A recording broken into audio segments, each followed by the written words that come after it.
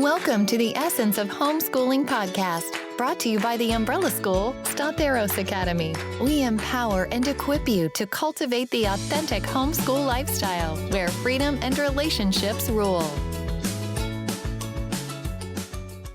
Having done a series on preschool through high school, we realized we wanted to hit a little bit more on making accommodations and modifications for the different stages we find ourselves in, whether it's struggling learners, whether it's families who are facing monumental changes like divorce, death, injury, disease, even temporary things like the flu, taking care of family members. But there's good things too, right? New babies, visitors, vacations, moving, new jobs. But we realize that we find ourselves living a life that has its ups and downs. It's good times and it's bad times. And so we wanted to address that a little more.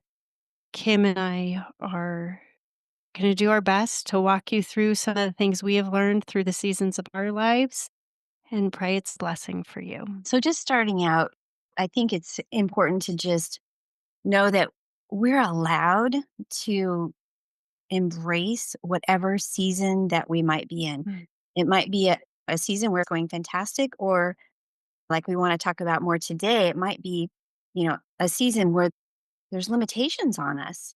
And it happens to all of us. And so we want to go in with that spirit of grace and knowing that, okay, something has happened.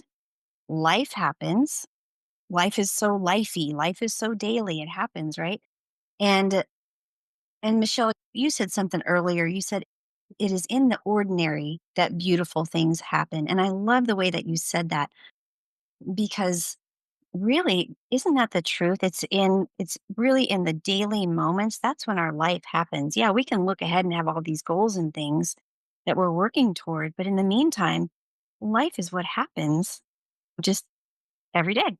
So we want to embrace that, whatever that looks like, giving ourselves love and grace, the people around us, and just learning to recognize when we're hurrying or we're stressing and hitting pause on that, and knowing it's okay to push pause and lean into that particular season.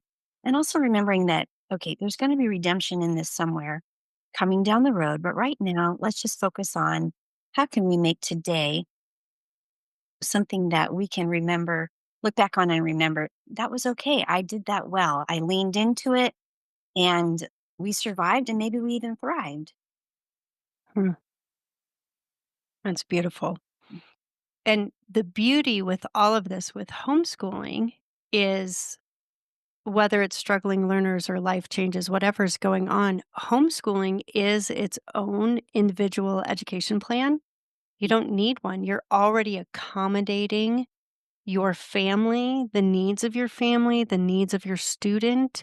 You are the teacher and the parent, and you get to set the changes. I like how you say it, Kim. You're allowed. You get to tailor the education of your child to the unique strengths and challenges that are coming. You don't have to abide by a rigid school schedule. There's no one size fits all teaching or learning. You get the freedom to create an environment where your child thrives and whatever that looks like for your family. And I know Kim and I have both had our seasons with sickness in the home, disease. I'm actually walking through it right now with a second back surgery my mom has endured. I'm actually living in two homes, and it does require modifying and accommodating to the needs of my family, but also to make sure I still educate my children, to make sure they still get their educational needs met, but also their love tanks filled and things like that. I believe it's very important for all people, but especially as we teach our youth, that we give them something to think about, Mm. someone to love, or something to love. Sometimes they just need their dog or their bunny, but also something to do, to imagine and to create in some way. So, those can be ways you can think about how you can modify and accommodate. making sure that every day they have something good to think about. And so in my season at the moment, it's here's more books to read, honey. You're going to have to read and then you're going to have to write because that's more her strength. Math is going to be harder. So we're slowing down on math and making sure I teach well on there so that she has the basic building blocks. But those are things she can think about and that she can do. And by God's grace, she has a sister still in the home, but she also has one she can call, and she has brothers and a fabulous sister in law and her dad. But she has friends. So she has things to think about, to love, and to do. And that's important, I think. A couple things you just made me think of, Michelle. Is one, that brings hope to your child, to your family, and to yourself. Mm, And hope is huge. It's huge. In our family, we probably most of my kids' lives, we were dealing with my husband's brain cancer and all the things that go with that. And early on, one of my kids was real upset, and we were sitting down talking. And at the time, his concern was that he was going to have to quit school and get a job. And uh, his dad was going to pass away, and he was imagining all the worst case scenarios that were out there. I mean, which is a very human and normal thing to do. So we had to sit down and talk through all that. And I had to say, okay, let's dial it back a little bit. Here's where we have hope, and talk about those things.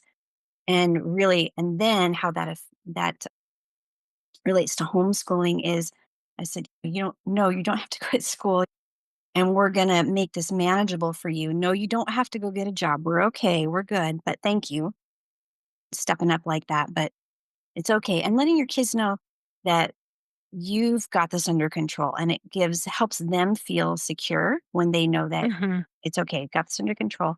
And then you mentioned reaching out to family members. That is or other friends even. That is really critical too. Like it's not just us. We have this tribe mhm. that we can reach out to for support. And that kind of touches on the whole we talk about the need for community, whatever that looks like in your situation, but it really is good. And Michelle, you and I have talked about it's hard being the person that is on the receiving end. We'd rather be like, I'm the person who brings the casserole, but sometimes in life you receive the casserole or whatever. It was a lesson I had to learn. I had a good friend, a neighbor who she sat me down on the front porch at the beginning of our journey, and she said, you're really going to minister to other people by letting them minister to you in a nutshell. And I thought, wow, that's really true. And then she said also, even if you don't think you need the help, be sure to take it because you need to store up your strength. You need to rest when you can, even if you feel maybe a little guilty about it at first. Lean into that as well. Take care of yourself so that later on you have the strength to put out when you need to do that. So, just a couple sort of side notes there. That reminds me of a friend who taught me how to receive Mm, because if someone's just loves to give, it's their language, right? They need a receiver or they can't live into their own love language. And so learning how to receive with grace is very important, whether you need it or not. Just a big, wow, thank you, because you actually do bless another person by receiving the gift and the help. Teaching our kids that community does step in is really important as well by showing them that, hey, look, we needed help in this area and someone showed up. Then teaching them that you then can do those things. So even in these hard times, sometimes the modification you do to learning is character training and yeah. how to give and how to receive and how to live in this limited human body. It does face disease. It does face weariness. It does face frustration. And that's actually okay because this is what it means to be human is actually to be limited and face these emotional highs and these lows and these the good, bad, and ugly of life. But it's important because we still have a way to give to other people, even in those times, even when we don't think we can. Being receivers is one way we give back to others, and then So, learn to give later when we can. so well put. I love that. Love that.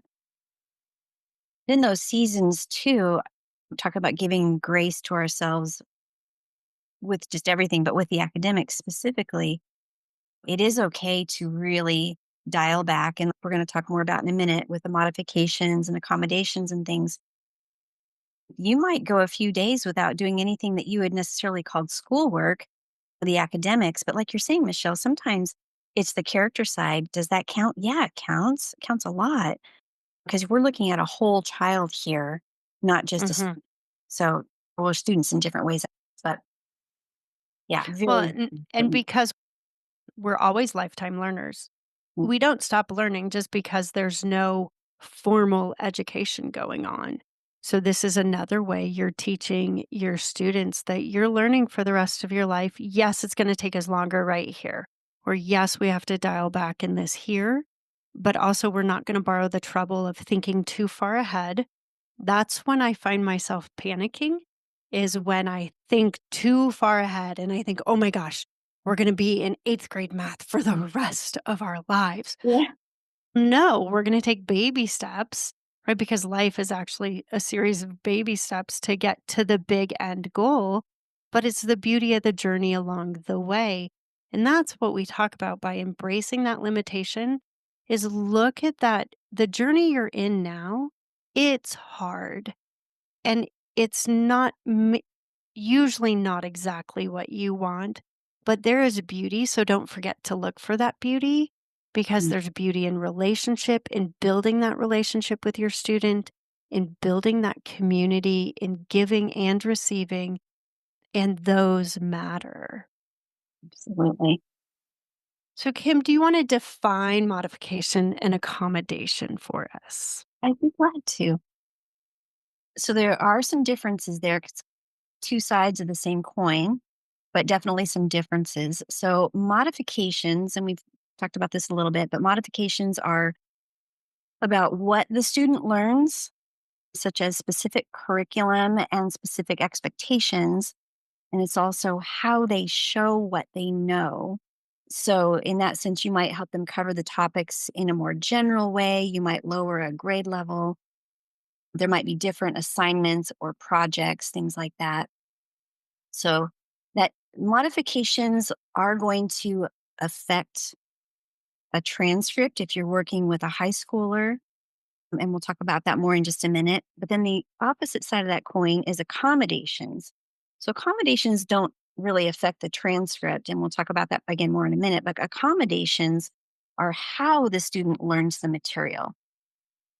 What's the input there? Such as we'll get into more examples in just a second, but that's basically it. Modifications, what they learn and how they show what they know. Accommodations, how they learn the material in the first place. Okay. And a good way to think of this too is remember, we don't get angry with somebody who's disabled and has to use a wheelchair ramp, Right. right? It's okay. It's what they need. So we have given them that modification so that they can get to up the stairs by a ramp instead. And that's okay. We've modified and accommodated for them. And it doesn't mean they're less than, it just means they need something different. So just because we're talking about modifications and accommodations does not mean your student is less than, stupid, or anything. They have a different style, as do most people throughout the world. We have all different ways we need input and all different ways we need to express our output. So, how about some options for accommodations for how the student is learning the material? We want to adjust our expectations a little bit here. And some ways that we can do that are working at a slower pace. We can break the work into chunks and take some breaks, take some longer breaks. Sometimes you need more frequent repetition to help that sort of sink in Because if a child has a lot of distractions going on around them, they're not going to necessarily have everything sink in right away. You can also have hands on learning through apprenticeships or even volunteer work. Travel can even be an option. You can turn their real world experiences into a credit or into a class, however you want to put that. And that's just a matter of for older kids keeping track of hours, but you can certainly make accommodations like that. So instead of reading about the state that you live in, you go around and you do a lot of field trips, you do a lot of Uh-huh. through things like that. You want to make it in a way that they can understand what you're trying to input, right? So we have input and we have output. So again, with your input, lots of different things that we can do. You've got, as we think about learning styles, you can adjust using different kinds of audio uh, options. You can read together, you can do audiobooks, podcasts, things like that, even talking things through. Video, obviously, YouTube videos, documentaries that you can find. Job shadowing, we talked about that a little bit. You can even do things like with their math, you can have them just do one problem on a page today. And if they get that right, fantastic. If they don't, work it through, figure out why they didn't get it right. But just so they're not Mhm. so overwhelmed by 25 problems on a page, that can really throw kids for a loop sometimes. So, Especially, mm, yeah, I have a dyslexic child, but also dysgraphic. And so you combine 25 problems on a page with those struggles. And so I found there was a time where I was writing out one problem per page. And then, as satisfaction, he could crinkle that piece of paper up and throw it to the ground because he finished. But it gave him one thing to focus on at a time, as opposed to staring at a whole page, which for a dyslexic, staring at a whole page in those science textbooks that have graphs and pictures and the words are on the left and then a picture and then words on the right, you're like, where do my eyes focus?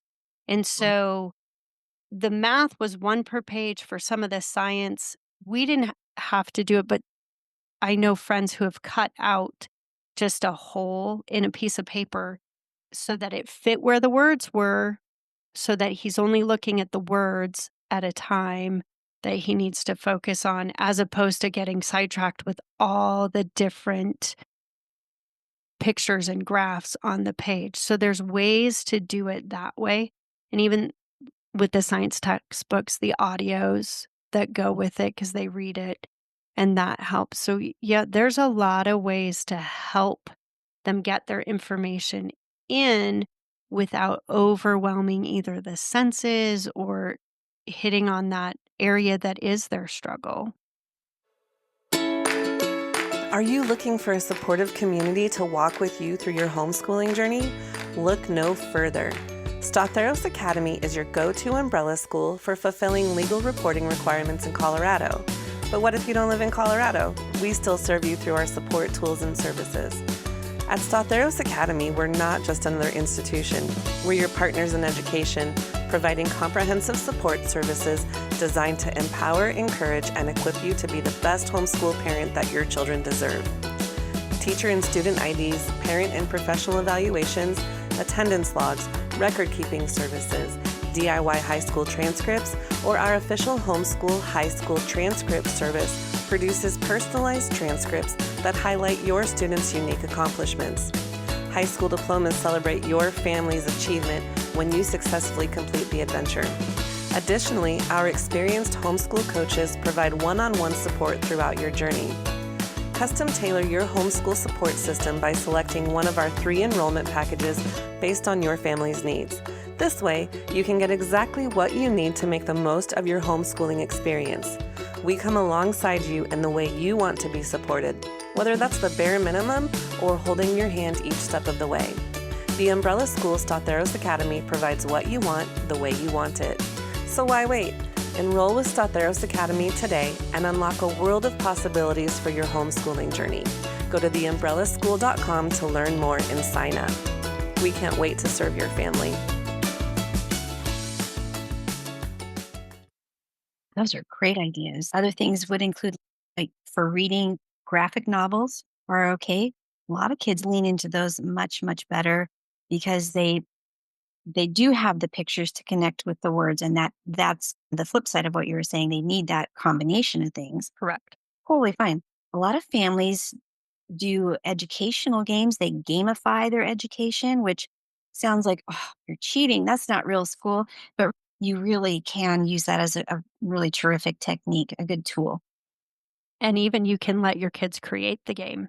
Yeah. When we were doing ancient history, one of my kids created like the Sorry game where you Mhm. have to get out of your, and it was the Spartans against the Athenians. So, but he had to learn and he had to put different things around the board to move your spaces back or to move forward to get bonus. And so it it is one, now that's an output option, right? But it's that game, you can use other games for input, but they can create a game for output because writing doesn't have to be the only output out there. Yep, absolutely. And even oral presentations, like a lot of times we think about that. Let's move on to output because Mhm. those are good, excuse me, they're good ideas that you can use.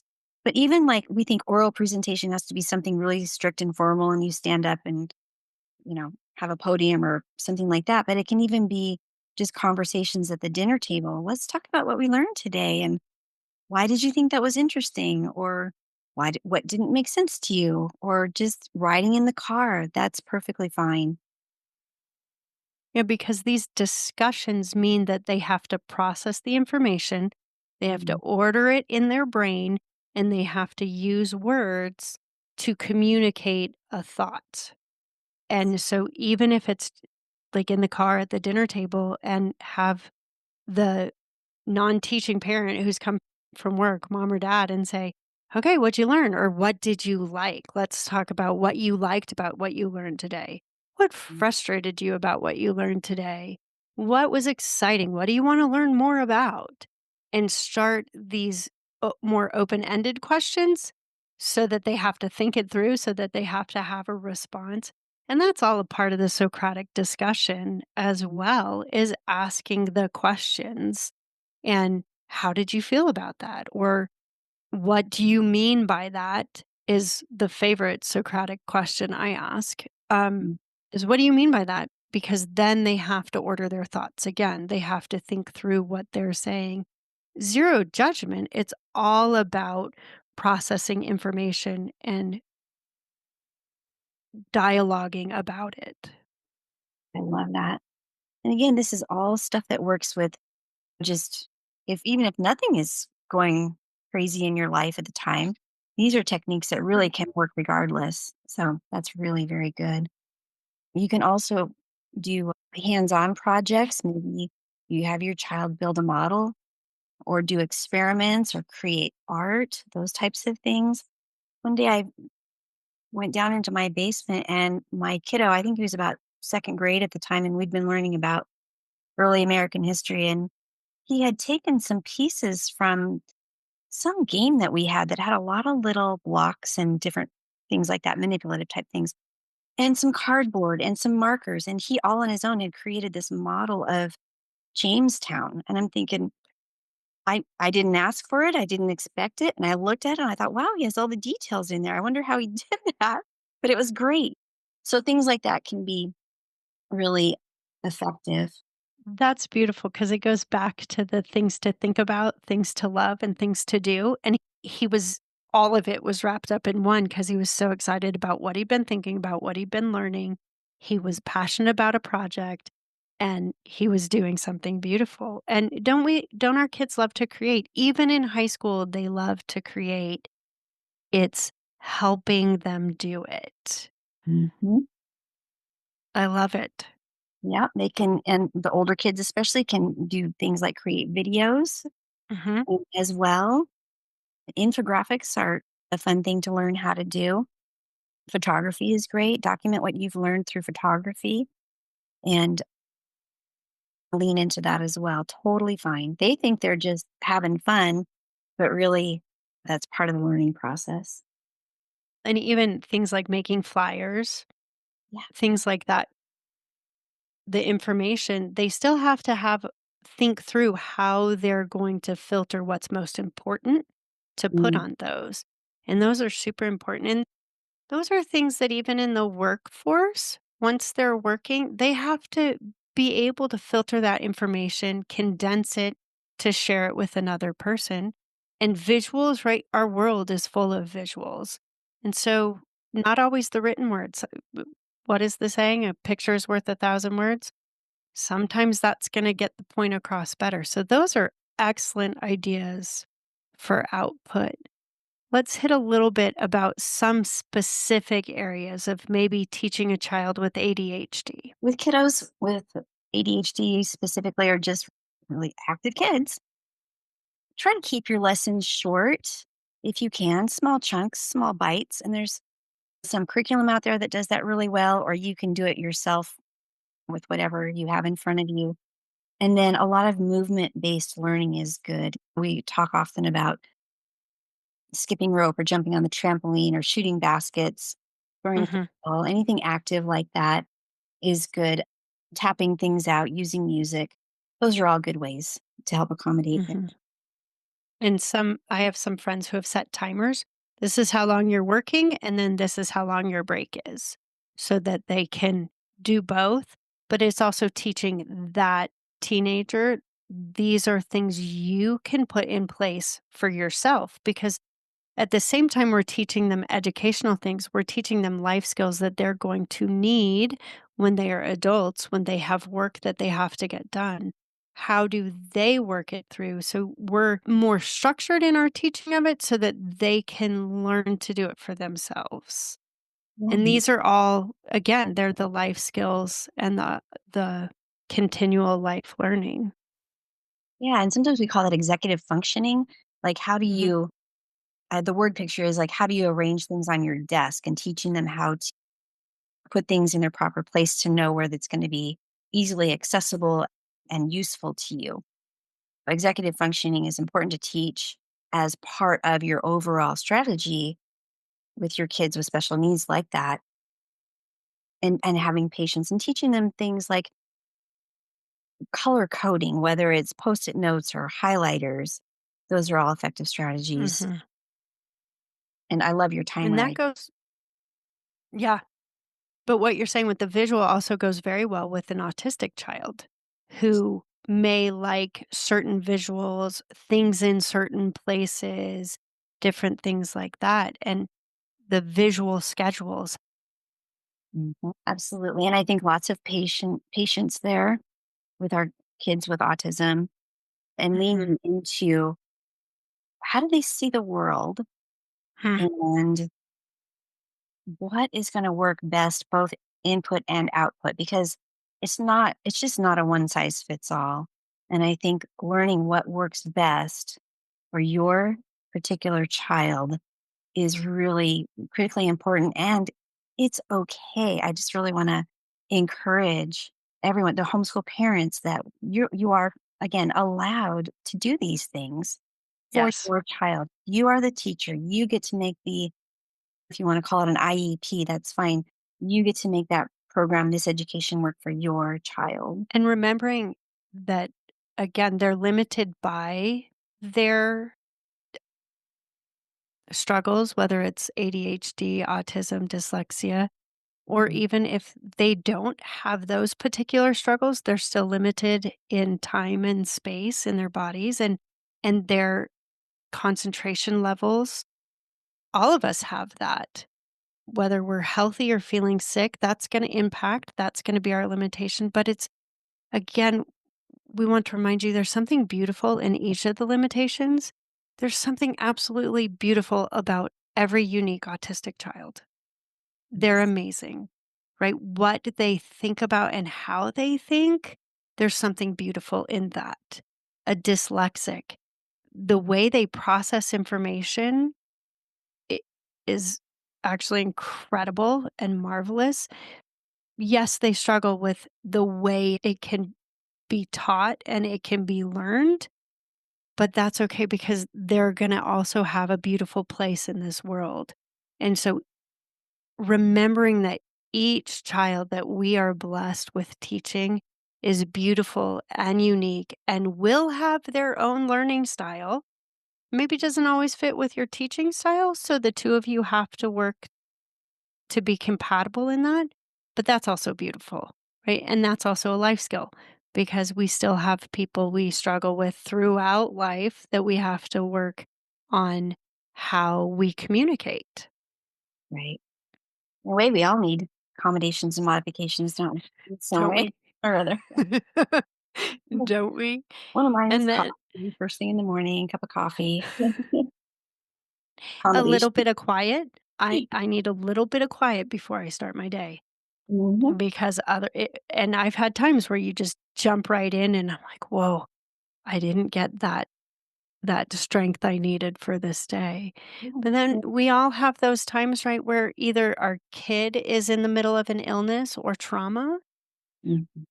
These are real things. Lots of grace, lots of accommodations. And modifications. It's about progress, right? Kim, as an evaluator, you're looking for progress. None Mhm. of us will ever be perfect, but are we progressing in what we're learning and in what we're learning about and in how we're showing what we've learned? Are we making progress? Absolutely. And that goes both with what I'm required to do or to look for by the state or the umbrella schools, but also just as a fellow parent and homeschool educator, both sides of that, we're teaching to the whole child as parents, right? We want our kids to be learning and growing and making that progress. And so yeah, that is for sure what I look like, and like legally what I'm supposed to look for. So there's a lot of flexibility depending on, you can really fine tune to each individual child. And I love that, regardless of what's going on in your life or your kid's life. It's a good option. Yeah. A few general pointers in dealing with this time of life that you're in is remember to avoid the comparison trap. Your homeschool is unique because you are unique. Your child is unique. It should not look like everyone else's homeschool. And so enjoy the beauty of being able to create something that encourages your child, that helps them grow, that helps them progress. We're going to celebrate progress, like you were saying earlier, Michelle, not necessarily perfection. So if they struggle with reading, but they can confidently read one paragraph or one sentence or one word, celebrate that. Back even when I was working with some struggling learners in my classroom days, I remember I had one kiddo that just really struggles with spelling specifically. And I said to her, "Hey, look, I have an idea." And it was so upsetting. Poor kid. She was really sad about it. And I said, "Look, what if instead of you worrying about how many you got wrong, let's celebrate how many you got right?" And it just Yes. flipped the script. And so Yes. we turned it into, and it was just one of these little things. Obviously, I talked to her parents about it too, of course, but we flipped it. And that's what we did. We accommodated her. We made modifications for her, and it was perfectly fine.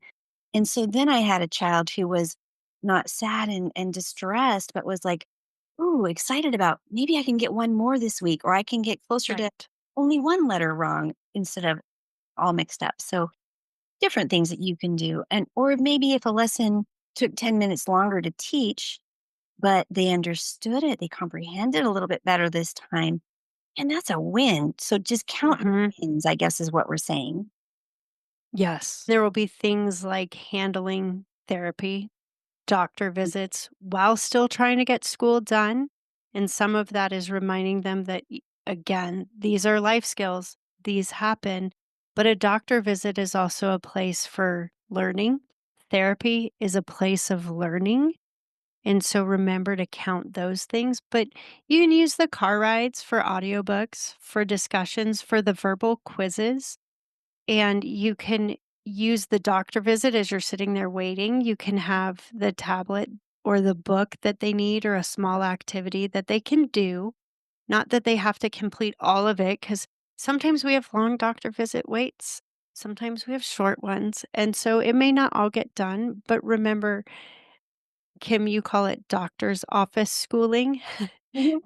We've called it car schooling before because we're always in the car going back and forth. So those things can be handled. Life happens. And again, it's like you said earlier, Kim, adjusting the expectations, but still requiring things. And also remember to make sure you set parameters around screen time, because we don't want them to, it's easy to get distracted. It's easy to use it as a learning tool, but forget that imagination and conversation and games are also super important. So that family time together is important as well. Absolutely. And maybe that makes me think too, some of my kids that have Down syndrome, you can play games, or you're just simply your younger kids, you can play games like I Spy, work on your colors, or your middle grades, let's start a story. And I'll say the first sentence of the story. Now you say the second sentence of the story, and you create this wonderful world. We've even done that on the playground at times when we're trying to just get out of the house and take a break from things. We still have a little park we would go back to years later, and they would say, I remember when we made up that story at that park while we were playing. And so there's definitely things that you can do that are not screen related. If you have a larger family, your older student teaching your younger student going through math or reading, that still reinforces all of what they know, because when you're capable of teaching it, you have learned it. And so remembering to let your older students teach your younger students reinforces what they already know. And sometimes that's all that maybe your older student can do. I know we have a generation that has really struggled with concussions. And so we need to make sure we're resting their brain, and that's going to be less focused time, but also maybe the things that are easier to focus on. So we're not overtaxing the brain, but helping them help their siblings. Again, you're giving them something to do, something to love, and something to think about, and limiting that screen time and multitasking, right? It works. It does. And if you can have your older kids help, or set your kids to work independently while you work with another one, and kind of rotating what your kids are working on, like learning stations in a classroom, that type of thing, so that each kid gets some one-on-one time, especially with our families that have multiple kids. Those kinds of strategies really come in handy. Or if you just have a lot going on with whatever is going on in your house that day or that season. We have hit so much right here, and we know we had told you all we would get into transcripts, but we are going to let that stand as its own. What kind of modifications we make on transcripts? How do we label the courses? How do we describe the courses? How do we apply GPA and credits? And whether your kid's headed to college or not, what a college might be looking for. So please tune in next time as we talk about transcripts. Thank you for joining us on today's episode. We hope that you enjoyed the conversation and found it insightful. Be sure to check out today's show notes for all applicable links and additional resources. If you liked what you heard, please subscribe, rate, and review our podcast. Your support helps us continue to bring you great content. Until next time, happy homeschooling.